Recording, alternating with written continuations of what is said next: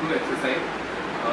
ये पार्टिकुलरली हम लोग अपने आप खुद ही कर सकते हैं। इसमें मैं आपको सारे जॉइंट्स की एक्सरसाइजेज बताऊंगा। In this I will show you the exercises for our joints. So first of all we mainly have problem for our spasticity, tightness. हमको सबसे पहले जो प्रॉब्लम होता है वो टाइटनेस का होता है। तो अभी उसके लिए एक एक्सरसाइज बताते हैं। आपको अपने दोनों पैर से आप एक बार अपने इस तरह से बैलेंस में बैठने लगते हैं तो आपको अपने दोनों पैरों को स्ट्रेट रखना है और फिर आपको अपने इस तरह से हाथों के सहारे से दोनों पैरों को मूव करना है।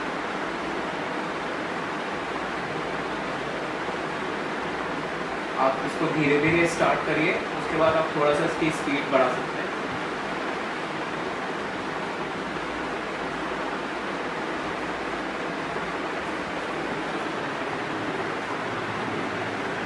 देखिए, तो नॉर्मली हम लोग को कुछ नहीं करना है, ना हमें रिस्ट की जरूरत है ना फिंगर्स का। बस अपने एक हमारा बैलेंस होना चाहिए और हमें अपने हाथों को इस तरह से सपोर्ट देना है पैरों को और बस नॉर्मल मूवमेंट करना है। इस पूरी एक्सरसाइज से आपके पैरों की टाइटनेस बहुत जल्दी कम हो जाती है।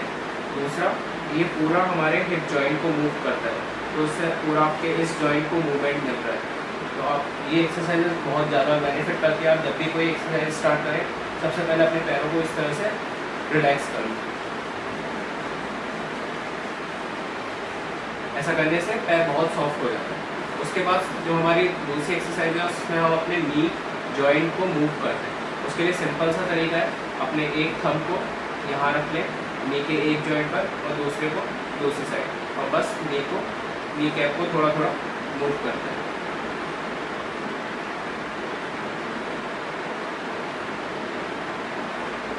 इसी तरह से आप इसको साइडवेज भी मूव कर सकते हैं, इधर एक रखकर एक इस side.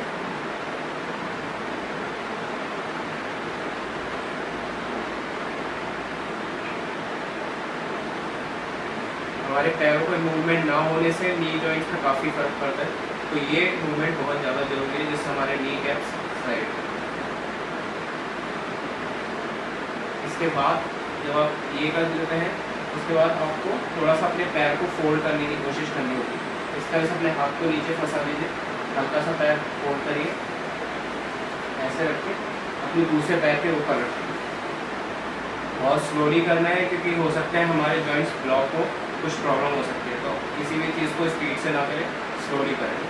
Do it very slowly and careful. उसके बाद आपको अपने एक हाथ से आप सपोर्ट ले लीजिए, दूसरे हाथ को आप अपने घुटने पर रखना है इस तरह से, और उसको नीचे पुश करना है।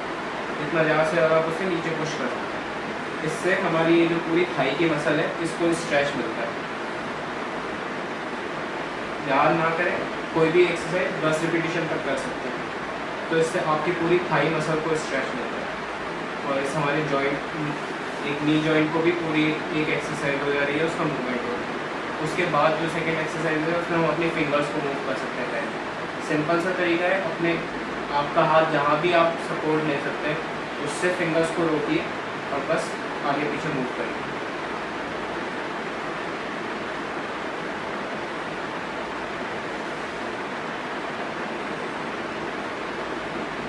इस तरह से हमारी फिंगर्स को भी मूवमेंट करता रहता है। थोड़ा सा फिंगर्स को हम पूरा स्ट्रेच कर सकते हैं अपनी हथेली की।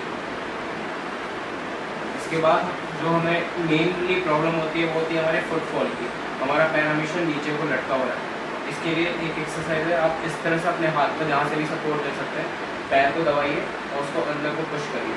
जितना ज़्यादा पुश कर सकते हैं धीरे धीरे, और एक पोजीशन पर आप अपने दूसरे हाथ से इस पैर को रोक सकते हैं ताकि ये पैर हिले ना, और एक हाथ से इधर अपने पूरे फुट के नीचे लगा लीजिए और इसको अंदर की तरफ प्रेस करिए।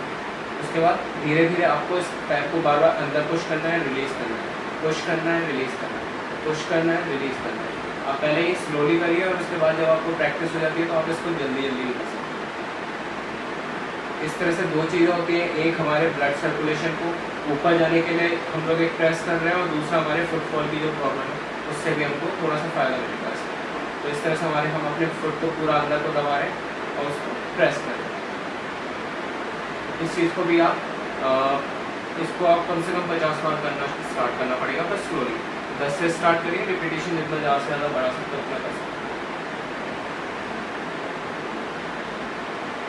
इसके बाद हम लोग का एक दूसरा जो जॉइंट है एंकल जॉइंट, उसको करने के लिए आप अपने थंब को, हाथ के थंब को अपने पैर में फंसा लीजिए और इस तरह से पैर को मूव करना शुरू करिए।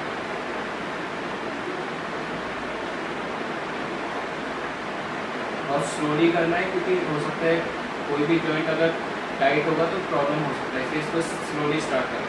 फिर इसी रिपीटेशन को हम अपोजिट भी कर सकते हैं, round, clockwise and anti clockwise.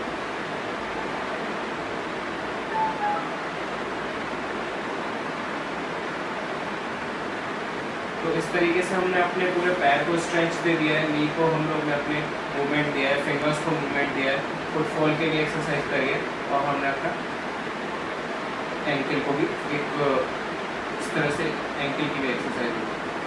तो ये हमारे पैर की एक्सरसाइज थी। इसके बाद में आप अपनी बॉडी को स्ट्रेच करने के लिए इस तरह से कर सकते हैं, ये पूरा साइड स्ट्रेच होता है।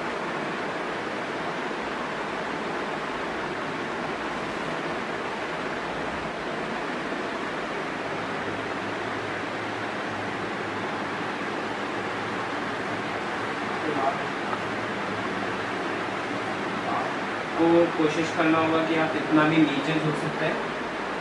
पहले आप अपने हाथों के सपोर्ट से ऊपर उठने की कोशिश करिए, इस तरह धीरे धीरे जैसे भी आपसे उठा जाता है, और उसके बाद फिर कोशिश करिए कि आप बिना हाथों के सपोर्ट से पीछे उठ सकें।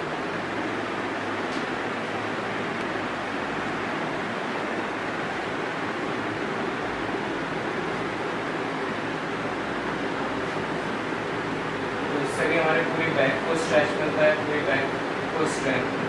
तो ये एक्सरसाइज हमारे जॉइंट्स की है, जिसमें हमने अपने हिप जॉइंट का, नी जॉइंट का, एंकल का, फिंगर्स का सारी एक्सरसाइजेस की ये। और सबसे पहले हम लोग के लिए जो ज़रूरी थी वो यही एक्सरसाइज है, इससे हमारी सारी पैरों की मसल्स एकदम रिलैक्स हो जाती है।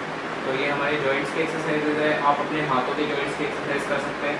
फिंगर्स का आपको मैं पहले भी बता चुका हूँ किस तरह से आप अपनी फिंगर्स मूव कर सकते हैं। आप अपने रिस्ट की एक्सरसाइज कर सकते हैं,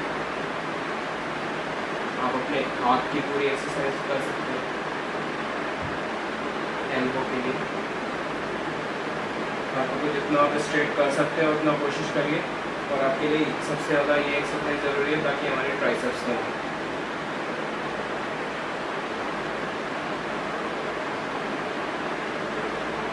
अगर ये सिंपल नहीं होता है तो आप किसी से यहाँ पर रुकवा सकते हैं सपोर्ट बनाकर, और उसके बाद इस तरह से